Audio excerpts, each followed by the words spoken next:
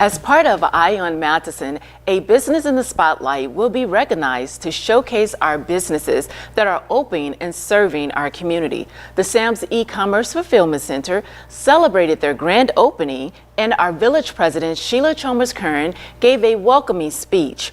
This Business in the Spotlight has added over 70 jobs to the community and will service a 200-mile radius for online purchases. Please stay tuned for some of the highlights of the grand opening. Hello again, and welcome to another edition of Eye on Matteson. I am your host, Laverne Murphy, and Village President Sheila Chalmers-Curran is the executive producer of the show. Today's guest on Eye on Matteson is our very own Chief of Police for the Village of Matteson, Michael Jones.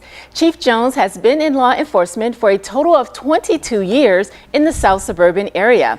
Chief Jones oversees a department of 40 full-time sworn-in police officers and 15 civilian employees. Chief is also a consultant and evaluator for a company that assists police departments throughout the country with their new police candidate hiring interviews, as well as police officer promotional exams. He also serves on an advisory board for a local college where he ensures that potential future law enforcement officers are receiving the most up-to-date and useful curriculum.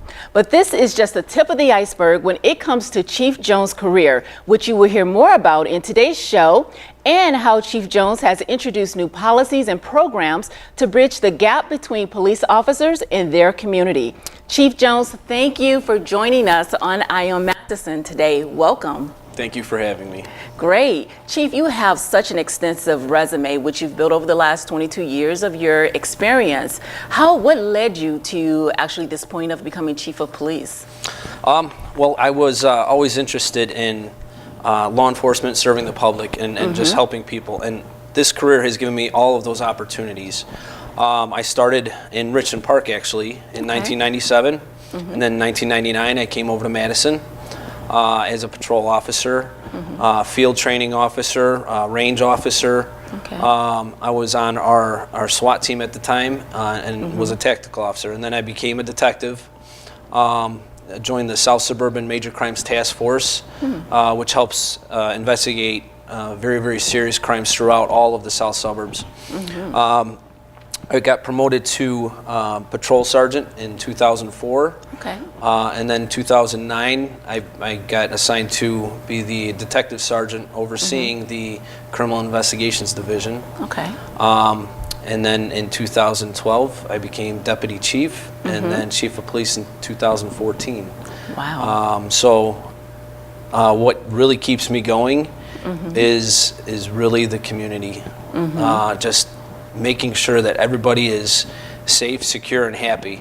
Obviously, we have our challenges, but you know, that's what drives me every day to keep doing what I do.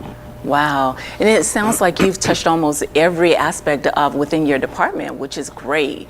You know, that way you have the full understanding of your department. And so you truly actually worked your way up the ranks. And so that's a great thing. And you've been here with the village for, what, 19 years now? 20 years. Of that 22 years experience. Yeah. So you've been here quite some time. And so that's great. That says a lot. So what are some of your goals for the department?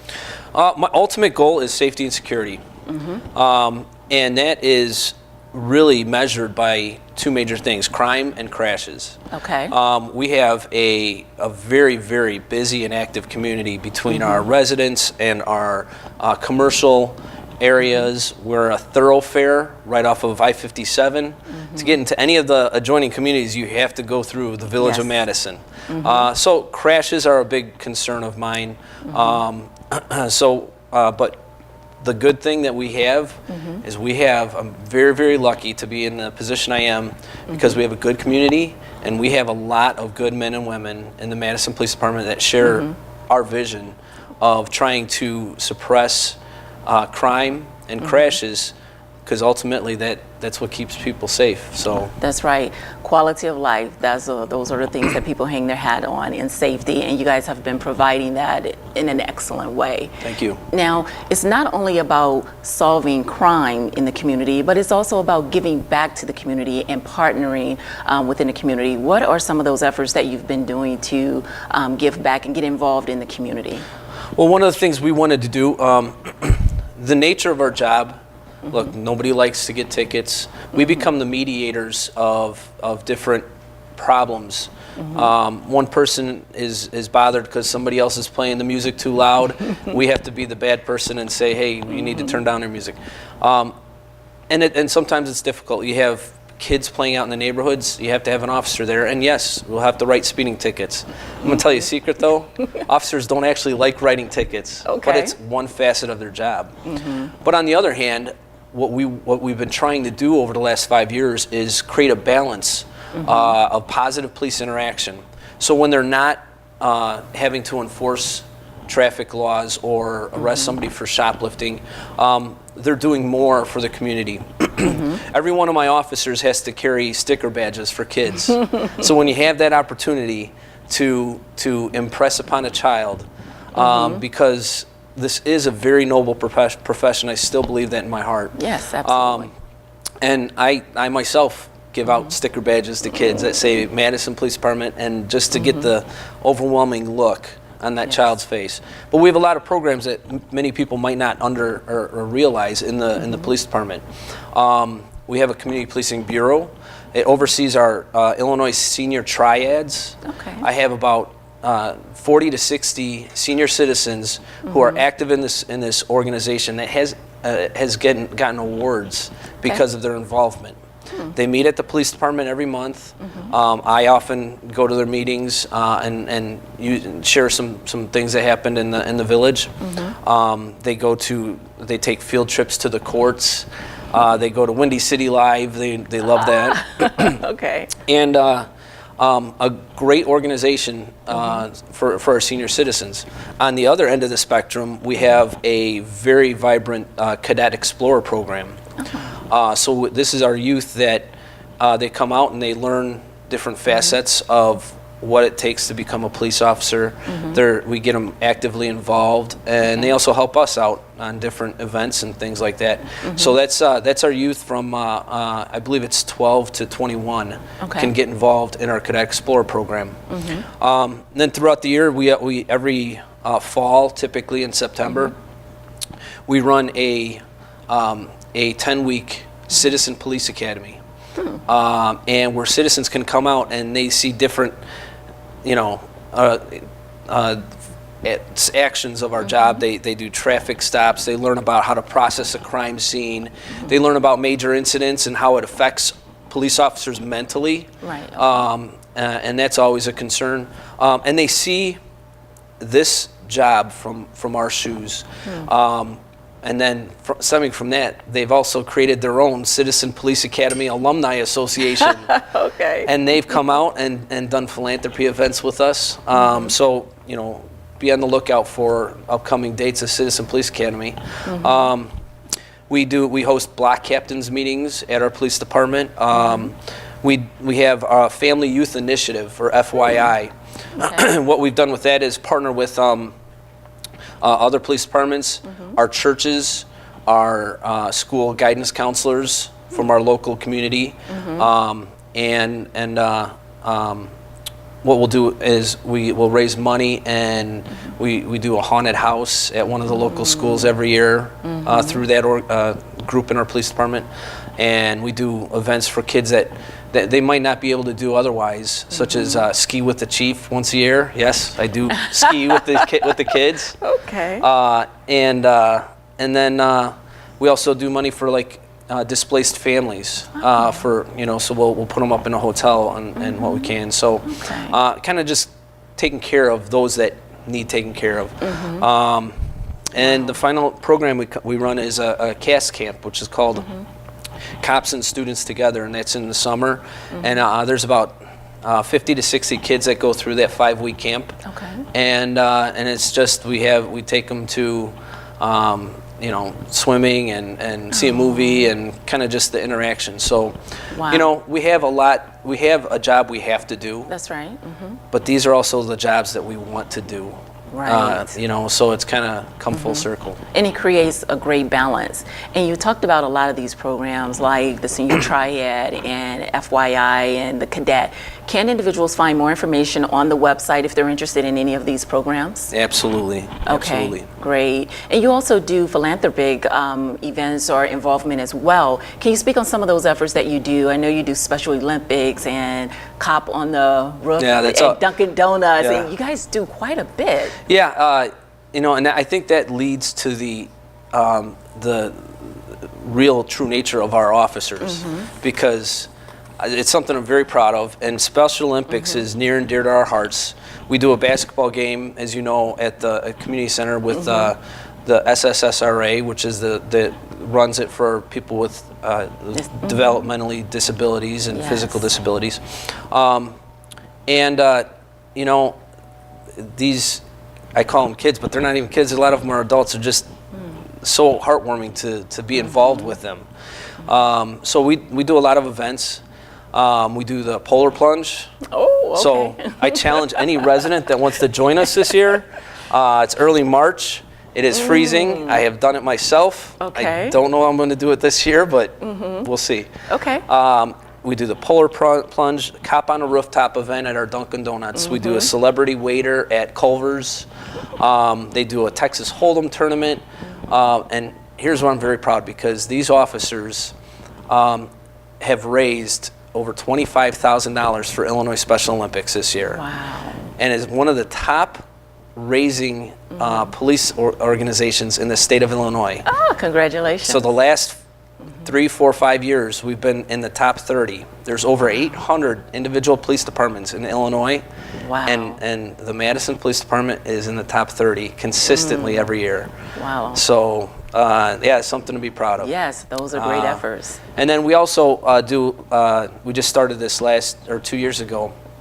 We call it an Officer Santa program. We got donations from some of our businesses, and we actually have we get gift cards. This last year we did it at Burlington for $50. And sometimes, especially around Christmas time, it's tough to balance. So we see a car that has a violation, like an equipment violation, like a broken windshield or a loud muffler that maybe it's against the law, but we're not going to ticket them because they just don't have the money to get it fixed.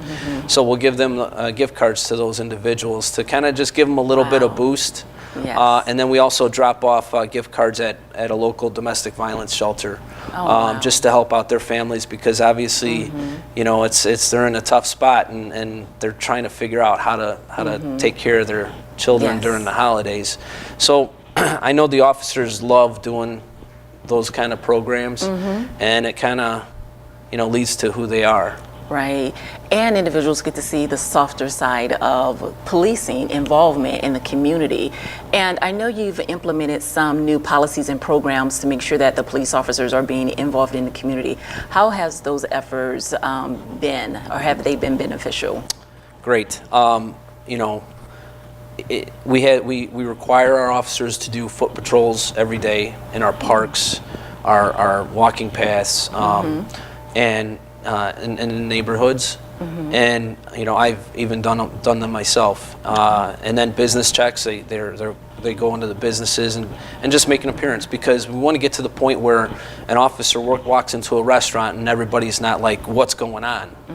Exactly. It's just a normal activity, and he's just there or she's just there trying to make everybody safe. And that's kind of taken a life of its own. I had heard one resident come to me that told me the story about an officer went to a park, played football with the kids. The one kid that had the football had to go home, and the other kids were left with nothing to do. So he went to one of our businesses, bought a bunch of squirt guns, and gave them to the kids, and just out of his own money. I didn't have him do that. He just did it out of the kindness of his heart. So that means that these things are just kind of molding, you know, who we want our officers today, or who I want our officers today to be. Exactly. Wow, that's great. You know, I know sometimes you have to incorporate laws or programs in which some communities, or not communities, or even residents that may not embrace it as well, i.e., red light cameras, body cameras, but you have to do that for the safety of the community. Can you tell me what are some of the facts and the myths to clarify so that individuals will understand why it's necessary and why it's vital and needed in the department? Yeah. Well, here's a fact. The red light camera program is just as frustrating for me to manage as it is for people that get tickets. But I can tell you that there are 26 intersections in the village of Matteson that have traffic lights on them. We only have 2 intersections that have the red light camera program installed. Out of 26? Out of 26. And that is based on a lot of data that's submitted to the Illinois Department of Transportation, and they decide. At one point, they deemed Route 30 in Cicero one of the most dangerous intersections in the state of Illinois. Okay. And we had, just a few years ago, a pedestrian get struck and killed. And then when we're having the businesses starting to thrive right in that community, you know, we have the Verizon and Chipotle and the gas station, and people are walking across the intersection. And it's very, very difficult as an officer who's been doing this job to investigate a traffic crash, and then you add in that somebody's been lost their life, and we have to go out and talk to the parents of that person or the loved ones or whatnot. So. It sounds like you're not arbitrarily just placing them anywhere. It's based on data that's been collected. Yeah, and you know, looking at all the communities, and I've been up north to northern communities, and they have them. It's almost like it's a fact of life. But one of the things that we did is, before they even were implemented, is we let everybody know this is where they're gonna be, and there's signs. Hey, there's a red light camera program. So I'm gonna tell you the exact way to beat this. Stop. Just stop, take a deep breath, look around, and make sure, because everybody's in a rush. And it's the rushing and the cell phones that are causing these crashes. In 2017, the Matteson Police Department investigated 899 crashes. That's more than 2.5 crashes per day that officers had to investigate. And it's not just one officer. Typically, it's anywhere from 1 to 5 officers to manage a crash scene. So, you know, I get it that people have all these ideas about the red light, but just stop. You don't have to stop behind the white line. They changed that law a few years ago. You just have to come to a complete stop in the vicinity of that white line, just in the vicinity. As frustrating as it is to manage the program, I can say that it has helped in other investigations. I'm sure. Traffic crashes that happen at those intersections, they're not going to a civil trial of he said, she said. For years. We supply the video to the insurance companies, and one or the other pays out because it's definitive. We've had dozens of hit and runs where we've captured their license plate, and we're able to catch the person and bring justice and peace of mind to the victim who got hit, as well as other crimes. We've used it to solve other crimes in the community. So I can tell you that we have staff that physically reviews the cameras to make sure you come to a complete stop, not just one officer, but other staff as well. And we don't even approve 100% of the videos that we view. It's right around 55%. So you may be getting a break even when you're not even knowing it. Exactly. But again, just for our business owners and our residents, like I said, everybody knows they're at Route 30 in Governors and Route 30 in Cicero, or Lincoln is also it's called. And I'm only asking, you can turn right on a red, but come to a complete stop. Just act like there's a child playing on the corner, like any stop sign. Right. And we'll get through this. That's good to know. A lot of times people do wonder, can I go? Can I turn on red even if I stop? So that's excellent information. Yeah. But you receive a lot of information or a lot of tickets with individuals kind of violating the red light, but there's just a small percentage that are just residents. Wouldn't that be correct? Yeah, as of last year, it was 12%. Only 12% of the very residents. I would rather it be closer to zero because I went to the homeowners meetings and I sent a mailer out in everybody's water bill, but how many people just threw in the garbage. So I tried to get the word out because I didn't want it to be a surprise. I wanted Right. everyone to know this is the law. I didn't write the law. We're just enforcing it, and hopefully people get used to it and start changing their behaviors. That's what it is, and Right. it only takes one. It Yeah. only takes in one. a split second. Yeah, I think you actually sent some clips, and hopefully we can implement that in this recording. Absolutely, no problem. So, Mike, is there anything that you want to share with our viewers or our residents, which we have not covered today? Well, I can tell you that there is a crime trend that's affecting all of Chicagoland area, and it is very unfortunate. But I got into this job a long time ago because of the whole bully-victim dynamic. Okay, people that take advantage of other people, I consider bullies, and everybody else can become a victim. That's right. But don't help yourself get victimized. And what I'm talking about is the current trend of stealing cars or breaking into cars. And when I say breaking in, I mean people are leaving their car doors unlocked.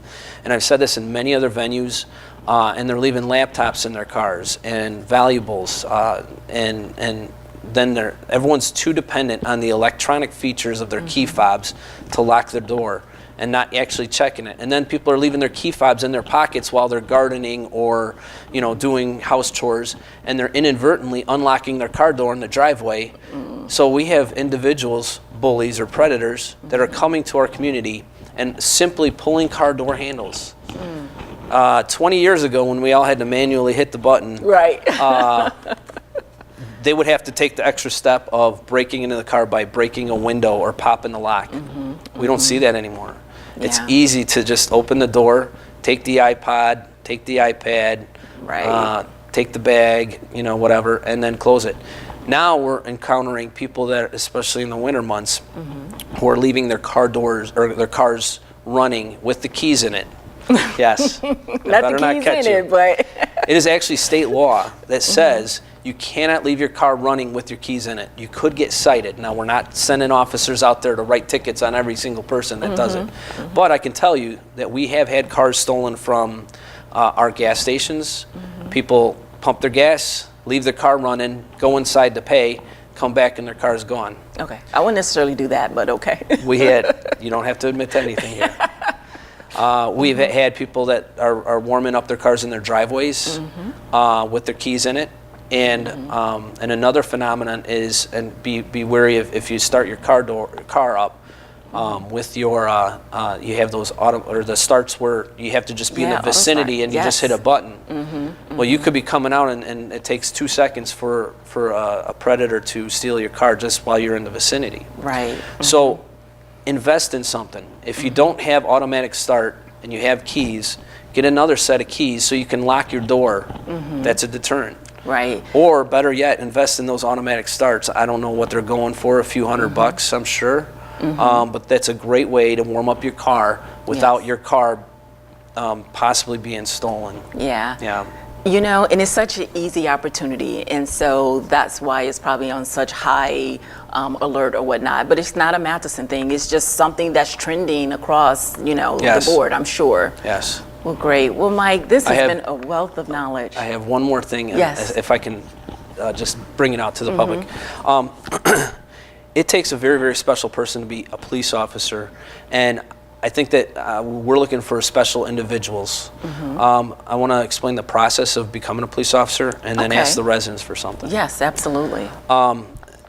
Becoming a police officer, it's not you just put in an application and get hired. It's one of the only careers where you have a testing process just to get on a list to be considered.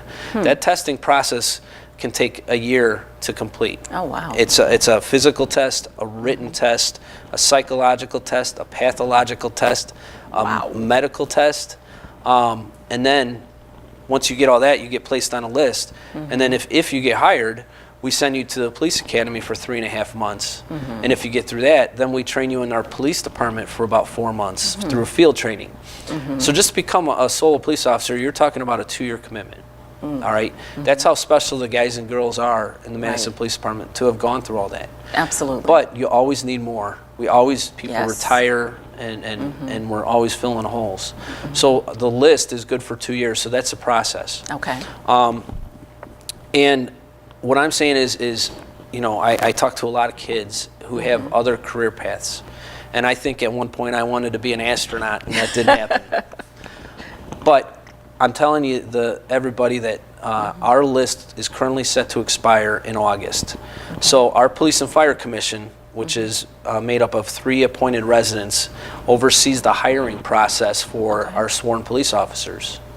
So our Police and Fire Commission is going to be testing again for the Matteson Police Department in either late summer or early fall. Okay. So we got some time. And the reason I'm telling you this is I want officers nowadays who are genuine, compassionate, empathetic, good communicators with good judgment skills, who are still physically fit, but able to communicate and de-escalate, and have a drive to serve and help. I get it. We work nights and weekends and holidays, but we have to be out here 24 hours a day. Right. So between now and then, I'm asking, if you know of somebody that has those qualities, that has those traits, may not even thought about being a police officer, maybe this can be a stepping stone for something else, send them to me. Actually watch the website, because when it's time for us to start testing, then it'll be there, and it might be a young man who didn't consider it. I can tell you, I had other thoughts and other career paths, and I started somewhere else, and I came here and I fell in love with it. Great. And I'm looking for those same individuals. So between now and then, put some thought to it. A relative, a friend, a neighborhood kid that you just think is, man, that person would be a great police. Let's start molding them now and get them involved, because you have an opportunity to affect the future of the Matteson Police Department, and what type of men and women encompass that. And hopefully we can continue to build on what we've accomplished already. That's right, exactly. And get that next generation. So when I finally retire, have the confidence that things are going to keep going. Yeah. Exactly. And you've brought so much information, and hopefully those that are watching will see, not only are you enforcing the law, but you're also heavily involved in the community as well, bringing that great balance. And so hopefully that will trigger, some individuals to take that leap and take that step. And we're just not putting our police officers out on the scene, but you're actually, going through the testing and the training, which is very important. Yeah. Well, I think overall the safety of the community is what drives us. And we get frustrated when bad things happen. Yes. I'm lucky to have partnered. I have great administrative staff that help us get grants. Like we have a safety grant that we got. I wanted to show a couple things that we've recently purchased. Okay. Unfortunately, not everyone's a great driver, and this year alone, we've had 2 or 3 cars that have ended up in ponds, local ponds, or flooded viaducts. And with all of our equipment, we're not equipped to dive every time into the water and save people. So through a safety grant that we were able to obtain, we got these float bags. Okay. So we're going to put these float bags in every one of our squad cars, and I'm not taking anything away from our wonderful men and women in the fire department, but typically we're on scene first. And this will, you hold on to the end and you throw it, and it'll go about 75 yards, and hopefully we can prevent anyone from drowning. Now the drowned car, that's not. Oh, that's material. Those can be replaced. Yeah, but I can say this: the best way to not having to be saved is just don't drive into the pond. Unfortunately, it's happened a few times. Yes, unfortunately, for sure. Through the same grant, we purchased for our officers because slipping and falling, we're out there in all the elements, and on traffic Yes. crashes, I myself have slipped and numerous officers have. So we bought yak tracks for all their boots. So this Okay. item slips on over your boots and helps you get through the ice. We How bought. can I obtain one of those? Go ahead and take the Matteson Police Department test. Come in right. August, because I know you're under 35. You have to be between 21 and 35. It's right there. Ah, that's great information to know. And actually. and not through a grant. One of the things, like through the makeup of our police department, we have a patrol division, a detective division, community policing bureau, a school resource officer. We have guys and girls assigned to our South Suburban Emergency Response Team, which is the multi-jurisdictional SWAT team. Okay. We have people assigned to the South Suburban Major Crimes Task Force. Wow. Excuse me, we have a very, very popular canine officer who's used throughout the Chicagoland area. And you've seen him on the news. He recently made a $10 million illegal drug bust. Wow. And We have to have him on the show. might be a much shorter show. And we also have an officer assigned to a federal task force. That officer is battling the opioid epidemic. Okay. With a lot of drugs coming from Mexico up the I-57 corridor to Chicago. They're assigned to attack the drug cartels. Okay. So not only are we seizing drugs, but these drug dealers also have lots of money that we're seizing. We send them through the money through the court process. The federal law enforcement agencies get a cut, and then the rest of it gets distributed.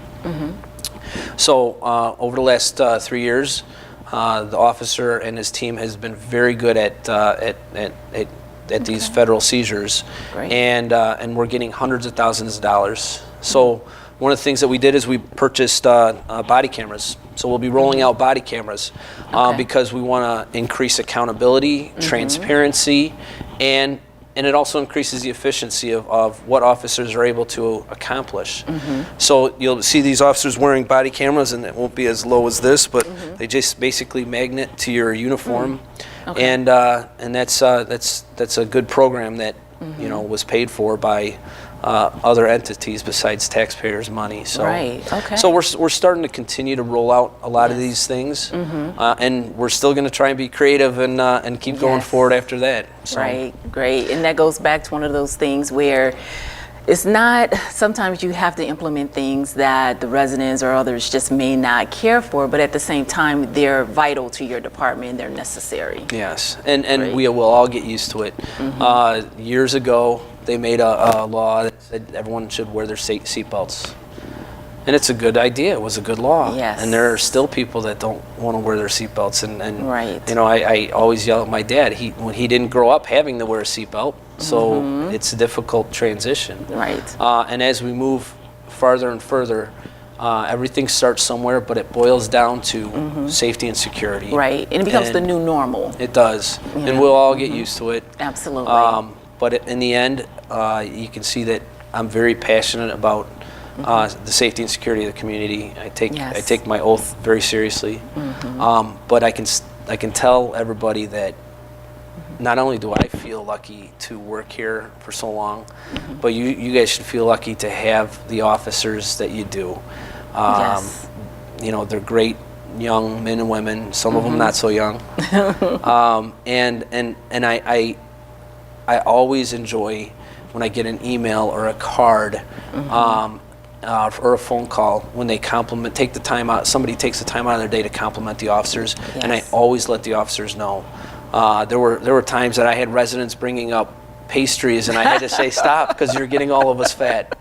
But it's a mutual appreciation, and I think that's what keeps us going. Yes, absolutely. Well, hats off to the fine men of the village of Matteson. And women. You've done, yes, thank you, and women. I You have guys plenty of done- female officers, yes. Yes, and no slight there. So you've done an excellent job, Mike. So thank you so much for coming on the show. I do appreciate you. And viewers, thank you so much for tuning in to hear about our very own Chief Michael Jones. And thank you again for joining Eye on Matteson. And so until next time, please Stay informed, stay tuned, get involved. Together, we can make great things happen. Thank you for joining us.